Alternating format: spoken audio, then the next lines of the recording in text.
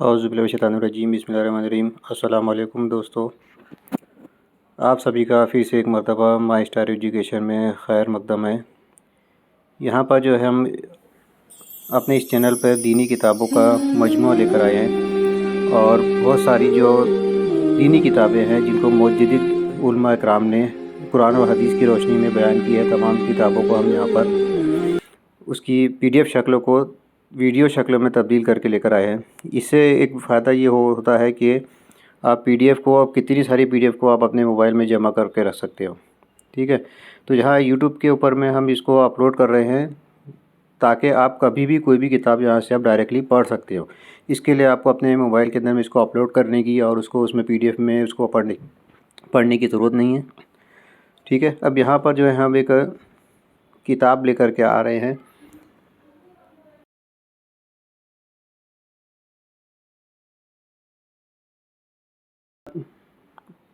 نام ہے اساتذہ کے لیے رہنمائی سیریز، ہے نا۔ تو یہ جو سیریز لے کر آئے ہم اساتذہ کے لیے رہنمائی ہے، تاکہ اس کے اندر میں ہم بچوں کی نفسیات کے حساب سے ان کو کس طریقے سے اچھی تربیت کر سکتے ہیں، ان کو اچھی طریقے سے ان کو ترغیب دے سکتے ہیں۔ تو جو کمزور طلباء ہیں تو ان کی سطح کیسے بلند کرے، کمزور طلباء کی پڑھائی کے اندر میں ان کی سطح کیسے بلند کرے، یہ کتاب جو ہے ہم آپ کے سامنے لے کر کے آئے ہیں، اور اسی کتاب کو ہم جو ہے حرف بحرف جو ہے ہم یہاں پر اس کو پڑھنے والے ہیں اور اس کو سمجھنے کی کوشش کریں گے۔ تو اس کتاب کو لکھنے والے جو ہے مصنف ہیں وہ ہے سید تنویر احمد صاحب، جنہوں نے اس کتاب کو لکھا ہے۔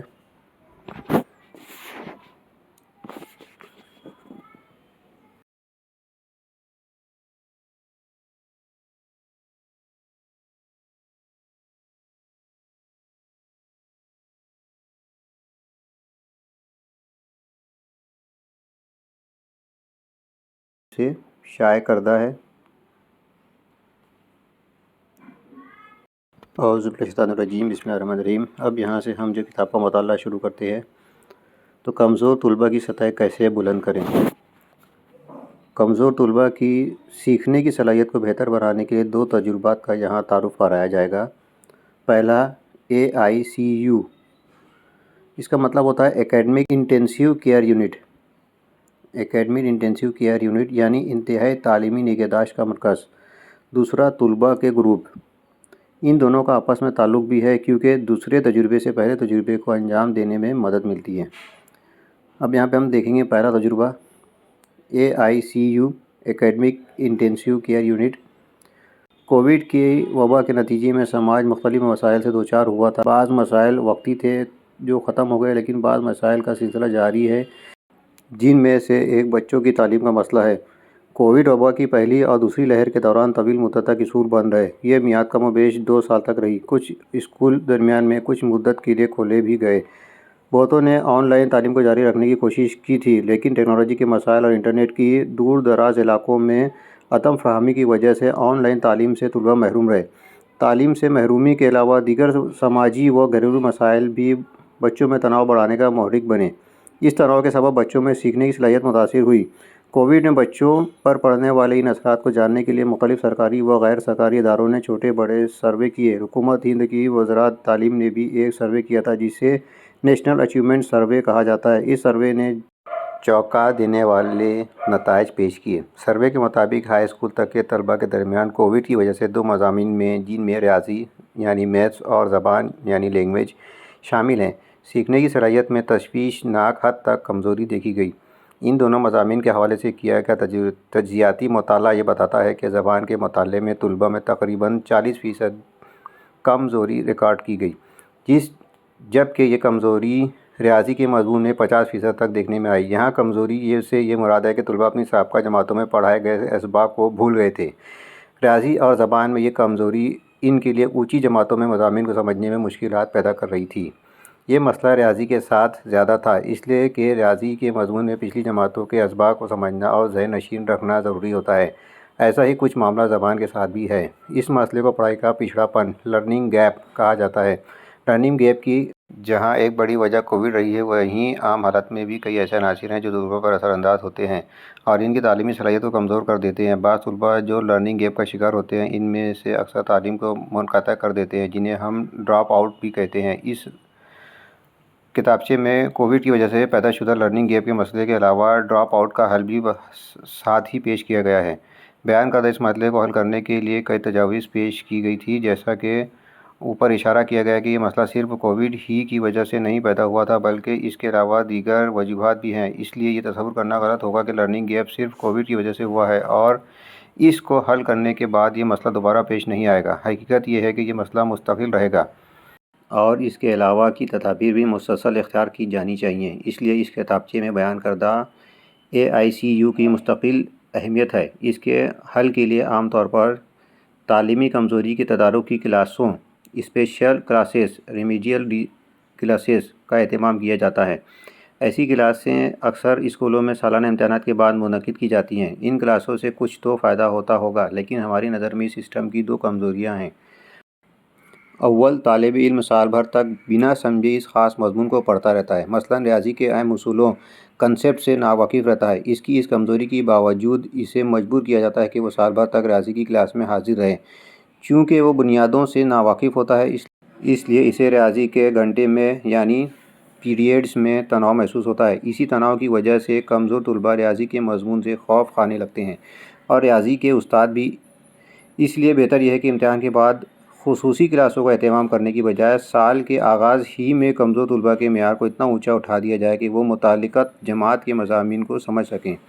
اس سسٹم کی دوسری کمزوری یہ ہے کہ سالانہ امتحانات کے بعد طلباء کی نفسیات چھٹیاں منانے کی ہوتی ہیں۔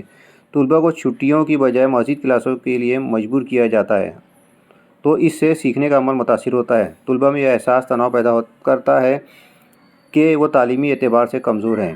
اس کا ایک اور منفی پہلو یہ ہے کہ جو طلباء اسپیشل کلاسوں میں شامل ہوتے ہیں، وہ نفسیاتی طور پر خود اعتمادی میں کمزور ہو جاتے ہیں، اس لیے کہ اساتذہ انہیں جس انداز سے مخاطب کرتے ہیں وہ منفی ہوتا ہے اور طلباء پر منفی اثرات مرتب کرتا ہے۔ طلباء یہ محسوس کرتے ہیں کہ ان کی کمزوریوں کی وجہ سے چھٹیوں کا مزہ لینے کی بجائے وہ کلاس روم میں سزا کاٹ رہے ہیں۔ یہ تو رہا طلباء کی نفسیات کا معاملہ۔ دوسری جانب اسپیشل کلاس لینے والے اساتذہ بھی منفی نفسیات تناؤ محسوس کرتے ہیں۔ وہ یہ سوچتے ہیں کہ ان کمزور طلباء کی وجہ سے وہ چھٹیوں کی خوشیاں حاصل نہیں کر پا رہے ہیں۔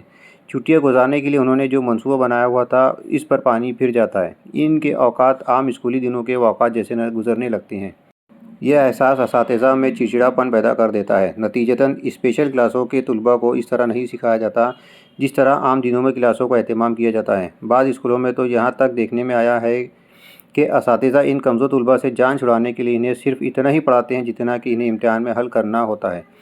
ایسے اساتذہ کمزور طلباء کے لیے منعقد کیے جانے والے خصوصی امتحان کے پرچوں کو فاش یعنی آؤٹ کر دیتے ہیں تاکہ وہ کم سے کم محنت کر پائیں۔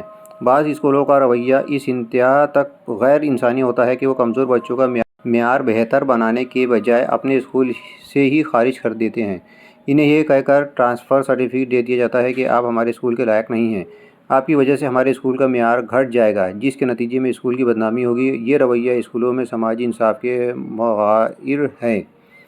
اگر اس تجزیے سے اتفاق ہو تو پھر کیوں نہ کسی اور سسٹم کو اختیار کیا جائے جس میں یہ خامیاں نہ ہوں اور طلباء اور اساتذہ دونوں ہی بغیر کسی بددلی اور تناؤ کے اس مسئلے کو حل کر سکیں۔ چونکہ یہ مسئلہ کووڈ سے پہلے بھی موجود تھا، اس لیے اس کے حل کے لیے مختلف ماہرین نے اپنی تجاویز پیش کی تھیں۔ حکومت دہلی کی جانب سے چلائے جا رہے اسکولوں میں بھی لرننگ گیپ کو دور کرنے کے لیے ایک کارگر نظام موجود ہے، اور یہ اس طرح کے اور بھی نظام اور نمونوں ماڈیولز کا مطالعہ کر کے ہم ذیل میں ایک ماڈیول پیش کر رہے ہیں۔ اس کا نام AICU یعنی انتہائی نگہداشت کا تعلیمی مرکز ہے۔ AICU کے اس ماڈل کو گزشتہ کئی برسوں سے شاہین گروپ آف انسٹی بہتر کامیابی کے ساتھ نافذ کر رہا ہے۔ اس نظام کے ذریعے شاہین گروپ نے بڑے دلچسپ اور حیرت انگیز نتائج حاصل کیے ہیں۔ اسی نظام کے ذریعے شاہین گروپ حفاظ کرام کو جدید تعلیم سے قلیل مدت میں جوڑ کر میٹرک کا امتحان دلواتا ہے۔ جو طلباء جو کبھی اسکول نہیں گئے تھے، وہ اس نظام کے ذریعے میٹرک اور 12ویں کے امتحانات میں اعلیٰ نمبرات حاصل کر کے نیٹ کے ذریعے میڈیکل اور دیگر کورسوں میں داخلہ لے رہے ہیں۔ AICU سسٹم کے نفاذ کے لیے مندرجہ ذیل اصولوں، کنسیپٹس اور مراحل اسٹیجز کو سمجھنا ضروری ہے۔ پہلے ہم اس کی وضاحت کریں گے۔ پھر AICU کے عملی پہلوؤں کو پیش کریں گے۔ نمبر 1، ہر طالب علم کی عمر کو 2 حصوں میں تقسیم کیا جا سکتا ہے۔ حیاتیاتی عمر مطلب بایولوجیکل ایج، یہ طلباء کی عمر ہے جو ہم اس کی حقیقی عمر قرار دیتے ہیں۔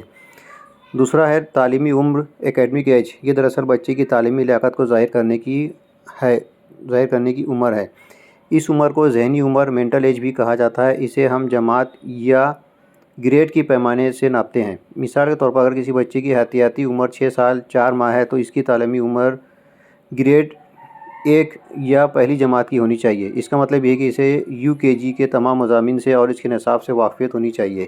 اسی طرح اگر کسی طالب علم کی حیاتیاتی عمر 7 سال 5 ماہ ہے تو اس طالب علم کی تعلیمی عمر دوسری جماعت گریڈ 2 کی ہوگی، یعنی اس طالب علم کو گریڈ 1 کے نصاب سے پوری واقفیت ہونی چاہیے۔ اگر بچے کی تعلیمی عمر اور اس کی حیاتیاتی عمر میں مطابقت پیدا نہیں ہو رہی ہے تو ہم اسے لرننگ گیپ کہتے ہیں۔ مثلاً ایک طالب علم جس کی حیاتیاتی عمر 8 سال 6 ماہ ہے، اس کی تعلیمی عمر تیسری جماعت یا گریڈ 3 کی ہونی چاہیے۔ اب فرض کریں کہ اس طالب علم کو گریڈ 2 کی ریاضی کی تمام اصولوں سے واقفیت نہیں ہے، یا پھر گریڈ 2 میں زبان دانی جس معیار کی ہونی چاہیے وہ نہیں ہے۔ وہ طالب علم بس گریڈ 1 یا کلاس فرسٹ کی ریاضی کے اصولوں ہی کو جانتا ہے اور اس کی زبان دانی بھی گریڈ 1 کی سطح کی ہے، تو ہم یہ کہیں گے کہ اس کی حیاتیاتی عمر 8 سال 6 ماہ ہے اور تعلیمی گریڈ 1 کی ہے۔ اس طالب علم کا لرننگ گیپ 1 سال کا ہے، اس لیے کہ اسے دوسری جماعت کے نصاب سے مکمل واقفیت ضروری تھی تاکہ وہ تیسری جماعت میں اپنی تعلیم کو جاری رکھ سکے۔ ایک اور مثال ہم پیش کرتے ہیں۔ فرض کیجئے کہ ایک طالب علم کی حیاتیاتی عمر 13 سال اور 3 ماہ ہے تو اس طالب علم کی تعلیمی گریڈ 8 یا جماعت ہشتم کی ہونی چاہیے، لیکن اس کی صلاحیت و قابلیت جانچنے سے معلوم ہوا کہ وہ نہ تو ریاضی اور نہ ہی زبان کی معلومات جماعت ہشتم کے معیار کی رکھتا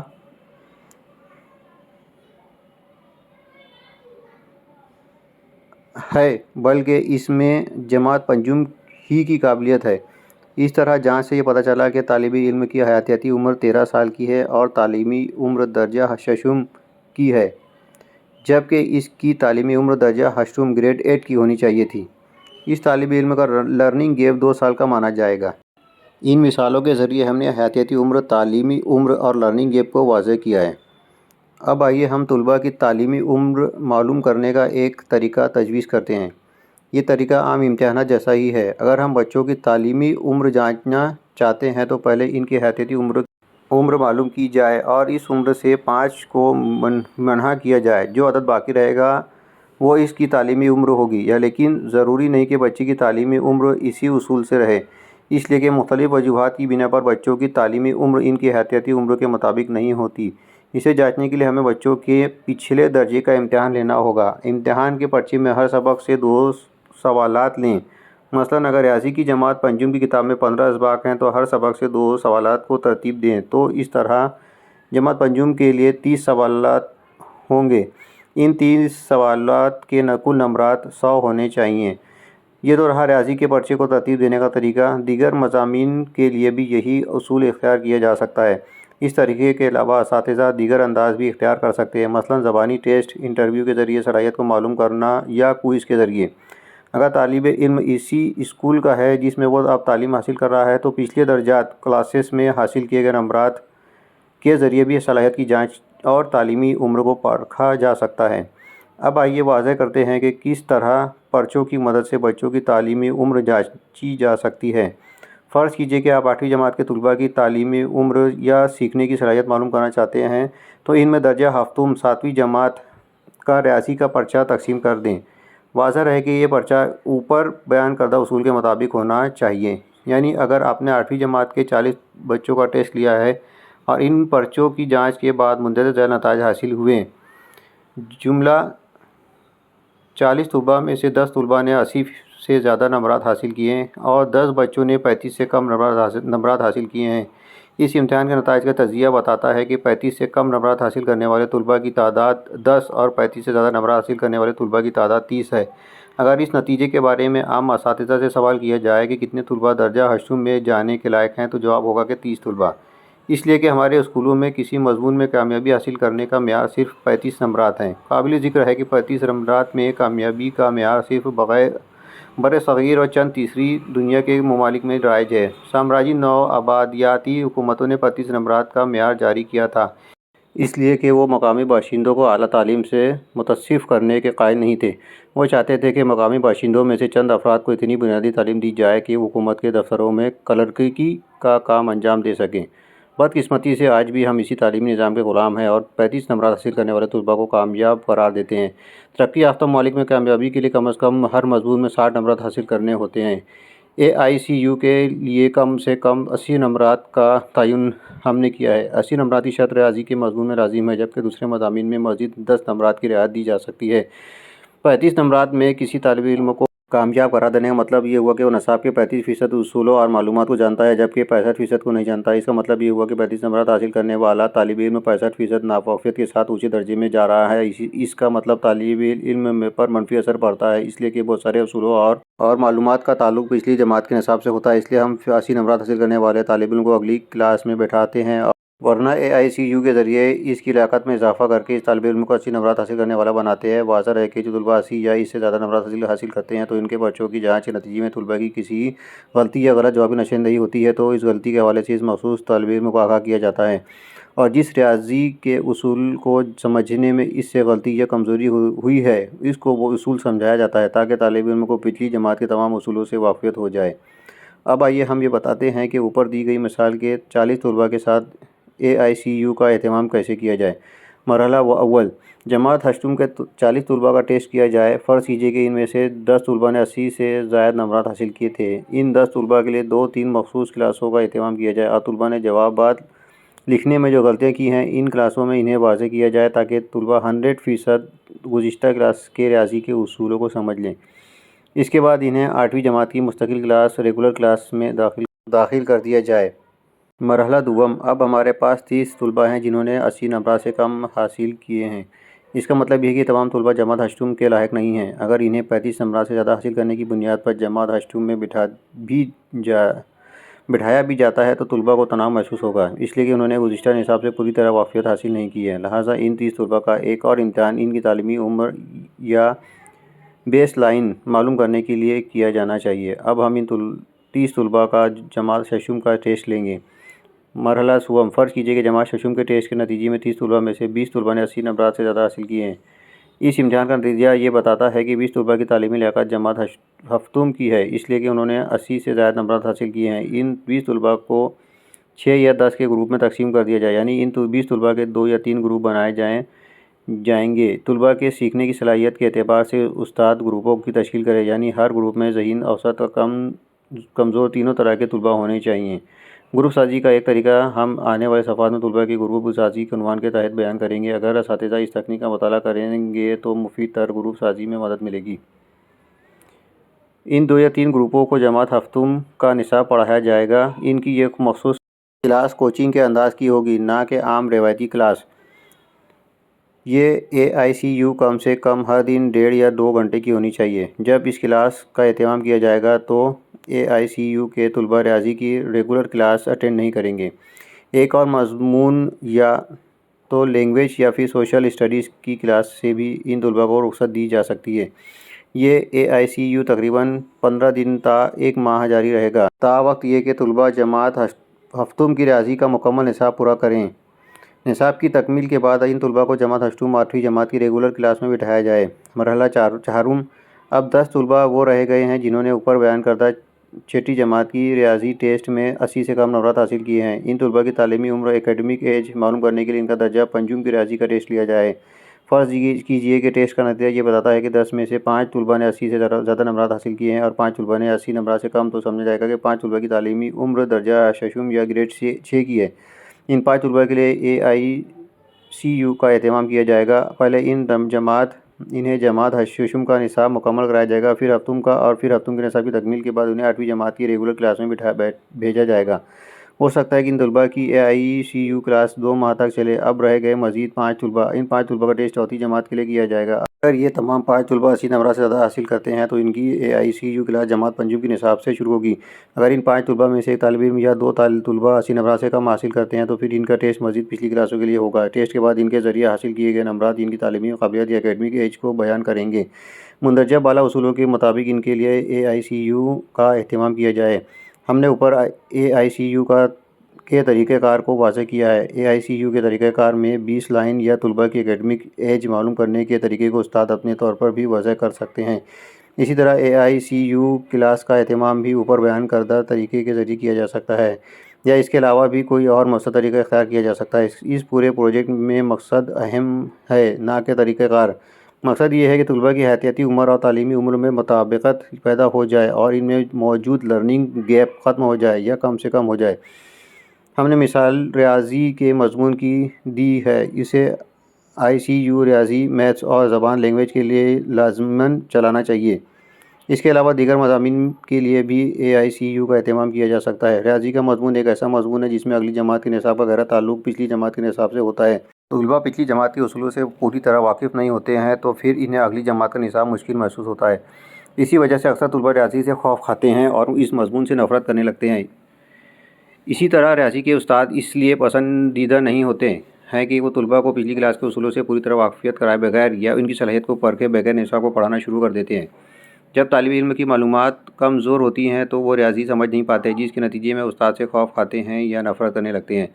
ریاضی کی طرح زبان کا بھی پوری طرح جاننا اور اس میں قابلیت پیدا کرنا ضروری ہے۔ اگر طلباء میں زبان دانی کی کیفیت کو بڑھایا جائے تو وہ دیگر مضامین بھی بڑی حد تک اپنے آپ پڑھ سکتے ہیں۔ اکثر طلباء نفس مضمون کنسیپٹ تو سمجھ جاتے ہیں، لیکن زبان لینگویج کمزور ہونے کی وجہ سے وہ امتحان میں لکھ نہیں پاتے۔ زبان کی کمزوری کا ایک اور اثر یہ ہوتا ہے کہ طلباء سمجھ کر لکھنے کی بجائے رٹے ہوئے جملوں کو امتحان میں لکھ دیتے ہیں۔ زبان کی کمزوری عملی اور پروفیشنل زندگی میں طلباء کے لیے مسائل کھڑے کر دیتی ہے اور بیشتر موقعوں پر ترقی کی راہ میں رکاوٹ بھی بنتی ہے۔ اس لیے زبان کی صلاحیت کو پروان چڑھانے کے لیے ICU کا اہتمام کرنا کارگر ثابت ہوگا۔ AICU کو مزید سمجھنا چاہتے ہوں تو اس لنک پر مصنف کی ویڈیو کو دیکھا جا سکتا ہے۔ AICU کے اہتمام کے ذریعے مختلف تعلیمی ادارے بہترین نتائج حاصل کر رہے ہیں۔ ڈراپ آؤٹ طلباء وہ طلباء جو مدارس سے فارغ التحصیل ہیں یا پھر وہ جنہوں نے کبھی اسکول کا رخ ہی نہیں کیا۔ ان تمام زمروں کے طلباء کو جب اس سسٹم سے گزارا جاتا ہے تو وہ اپنی عمر کی مناسبت سے درجہ دہم یا دیگر درجات کے امتحانات بآسانی پاس کر لیتے ہیں۔ AICU کے بہترین نتائج کی وجوہات درج ذیل ہیں۔ ابتدا میں طلباء کی تعلیمی عمر اکیڈمک ایج معلوم کی جاتی ہے اور اس بنا پر انہیں نصاب کو پڑھایا جاتا ہے جس کو پڑھنے کی وہ لیاقت یا سمجھ رکھتے ہیں، پھر انہیں بتدریج تعلیمی اعتبار سے اونچا اٹھایا جا سکتا ہے۔ اس کے برخلاف اسکولوں میں صرف طلباء کی حقیقی عمر بائیولوجیکل ایج کی مناسبت سے انہیں تعلیم دینے کی کوشش کی جاتی ہے، جس سے طلباء میں تناؤ پیدا ہوتا ہے۔ اس کا اثر طلباء کے سیکھنے کی صلاحیت پر پڑتا ہے اور پھر طلباء سیکھنے سے محروم ہو جاتے ہیں۔ AICU میں طلباء کی تعداد بھی 6 تا 10 ہوتی ہے۔ مختصر تعداد کی وجہ سے استاد کا ہر طالب علم پر توجہ مرکوز کرنا ممکن ہوتا ہے۔ اس عمل کو بچے پر مرکوز تعلیمی نظام چائلڈ سینٹرڈ ایجوکیشن سسٹم کہا جاتا ہے۔ ویسے تو اس نظام کی اہمیت کو بار بار واضح کیا جاتا ہے اور بعض اسکول اپنے اشتہارات میں اس اصطلاح کا استعمال کرتے ہیں، لیکن عملی طور پر اسے اصلی تعلیم کے اصولوں میں بہت ہی کم اختیار کیا جاتا ہے۔ البتہ اس سسٹم کا مؤثر استعمال حفظ قرآن کی کلاسوں میں کیا جاتا ہے۔ حفظ قرآن کی مدارس میں یہ سسٹم برسوں سے جاری ہے۔ یہاں کی کلاس میں استاد ایک جگہ بیٹھتے ہیں اور ان کے سامنے طلباء ہوتے ہیں۔ ہر طالب علم باری باری استاد کے قریب آتا ہے، اپنا سبق سناتا ہے اور نیا سبق لے کر اپنی جگہ واپس بیٹھ جاتا ہے۔ پھر عام طلباء اپنے اپنے سبق کی مشق کرنے لگتے ہیں۔ یہ سسٹم بچوں پر مرکوز تدریس چائلڈ سینٹرڈ ٹیچنگ کی ایک مثال ہے۔ AICU کے علاوہ عام مروجہ طریقہ تدریس میں اساتذہ عموماً بلیک بورڈ کی طرف دیکھتے ہوئے اسباق پڑھاتے ہیں۔ درمیان میں سوال پوچھتے بھی ہیں تو جواب چند ذہین طلباء کی جانب سے دیا جاتا ہے۔ اس پر استاد سمجھ لیتے ہیں کہ تمام طلباء نے سبق کو سمجھ لیا۔ اس طرز تدریس میں خاصے طلباء تعلیمی دوڑ میں پیچھے رہ جاتے ہیں۔ AICU میں ایسا نہیں ہوتا۔ استاد مجموعی کلاس کے بجائے ہر طالب علم کے سبق کو سمجھنے کے بعد ہی سبق آگے بڑھاتے ہیں۔ AICU میں چونکہ وقت کم سے کم 1.5 گھنٹے کا ہوتا ہے، اس لیے استاد پورے اطمینان کے ساتھ طلباء کو سبق پڑھاتے ہیں۔ اس کے برخلاف عام مروجہ سسٹم میں ایک گھنٹی زیادہ سے زیادہ 45 منٹ کی ہوتی ہے، یعنی ایک پیریڈ 45 منٹ کا ہوتا ہے۔ ان 45 منٹوں میں نصاب کے بڑے حصے کو پڑھانا ہوتا ہے، اس لیے چائلڈ سینٹرڈ ٹیچنگ چاہتے ہوئے بھی ممکن نہیں ہوتی۔ AICU میں ایک اور تعلیمی خصوصیت پر عمل کرنا ممکن ہے جسے باہم تعاون سے سیکھنا کولیبریٹنگ لرننگ کہا جاتا ہے۔ اس سسٹم میں طلباء سیکھنے کے عمل میں ایک دوسرے کا تعاون کرتے ہیں۔ AICU کی کلاس میں چونکہ طلباء کی تعداد مختصر ہوتی ہے، اس لیے یہ عمل ممکن ہے۔ اس کے ذریعے سیکھنے کا عمل مؤثر ہوتا ہے، اس لیے کہ سبق کے بعض پہلوؤں کو استاد بچوں کو اتنا بہتر نہیں سمجھا سکتے جتنا کہ طلباء اپنے جماعت دوستوں کو سمجھا سکتے ہیں۔ اس عمل کی ایک اور خاص بات یہ ہے کہ سبق کے کسی ایک پہلو کو سمجھاتے وقت اگر استاد کا لہب و لہجہ تلخ ہو جاتا ہے تو اس کا اثر طلباء پر منفی پڑتا ہے، جبکہ اسی نکتے کو جب طالب علم کا کوئی ساتھی یا دوست سخت لہجے میں ہی صحیح سمجھاتا ہے تو دوست پر اس کا منفی اثر نہیں پڑتا۔ AICU کی انجام دہی میں درپیش مشکلات۔ جن اسکولوں میں AICU کو برتا جا رہا ہے، ان اسکولوں کے اساتذہ ابتدا میں درج ذیل مشکلات کو پیش کرتے ہیں۔ کمزور طلباء کو ان کی تعلیمی لیاقت اکیڈمک ایج کی بنیاد پر انہیں ان کی کلاس سے نچلی کلاس کا نصاب پڑھایا جاتا ہے تو اکثر والدین شکایت کرتے ہیں۔ اس مشکل کا حل بڑا آسان ہے۔ استاد کو چاہیے کہ وہ AICU کے اہتمام سے پہلے تمام طلباء کے سرپرستوں پر AICU کے سسٹم کو واضح کریں اور انہیں یہ بھی بتا دیں کہ طلباء اگر کسی مضمون میں کمزور رہیں گے تو ان کی بہتری کے لیے پچھلے نصاب کو بھی پڑھایا جائے گا۔ AICU کے دوران کبھی طلباء کو نچلی کلاسوں میں نہ بیٹھائیں بلکہ AICU کے لیے علیحدہ کلاس روم کا بندوبست کریں۔ بعض اساتذہ یہ سوال کرتے ہیں کہ AICU کے دوران بچے اپنے ریگولر نصاب سے محروم ہو جائیں گے۔ ہمارا ان سے یہ کہنا ہے کہ AICU کے طلباء کی ٹریننگ اس وقت تک جاری رکھیں جب تک وہ طلباء ریگولر کلاس کے نصاب تک پہنچ نہ جائیں۔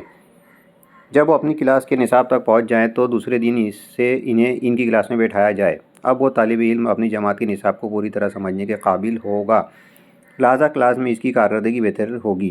بعض اساتذہ AICU کے اہتمام کے سلسلے میں معمولی سوالات یا مسائل پیش کرتے ہیں، مثلاً AICU کا نظام کس کلاس میں کیا جائے، یا یہ کہتے ہیں کہ ہمارے اسکول میں خالی کلاس روم موجود نہیں ہے۔ اس کا جواب یہ ہے کہ بچوں کی تعلیمی بہبود کے لیے اگر اسکول مخلص ہے تو پھر وہ جگہ بنا لے گا۔ یہاں یہ وضاحت ضروری ہے کہ ایک کلاس روم میں کئی جماعتوں کے AICU کا اہتمام کیا جا سکتا ہے۔ خالی کلاس نہیں ہو تو آفس، اسٹاف روم، لیب یا کسی خالی جگہ پر بھی اس کا اہتمام کیا جا سکتا ہے۔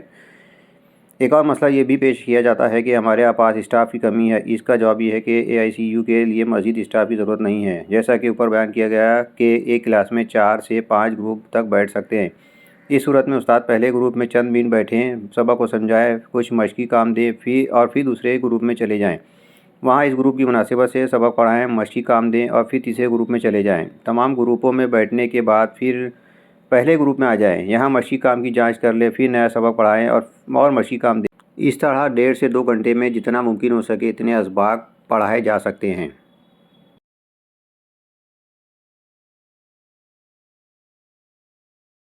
دوسرا تجربہ، طلباء کے group.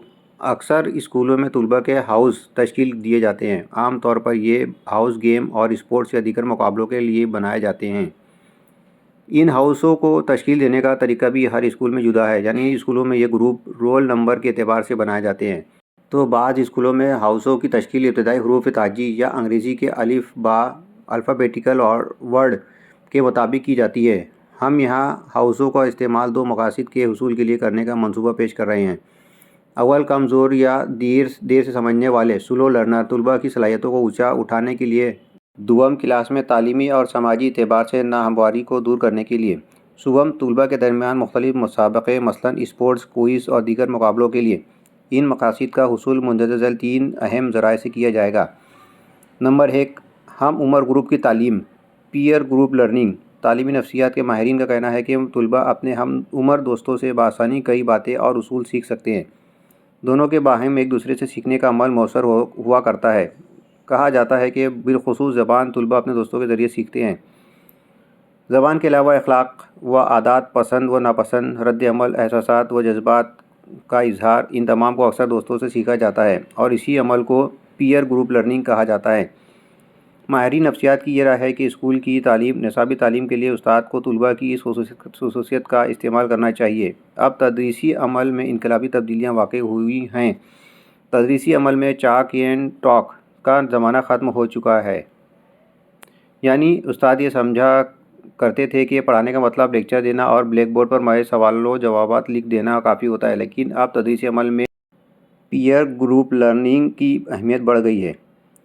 Number 2، peer group learning کی طرح ایک اور عمل ہے جسے کولیبریٹیو لرننگ، باہمی تعاون کے ذریعے تعلیم کہا جاتا ہے۔ اس لرننگ میں طلباء ایک دوسرے کے تعاون سے نئے علم کو سیکھنے یا نئی معلومات کو دریافت کرتے ہیں۔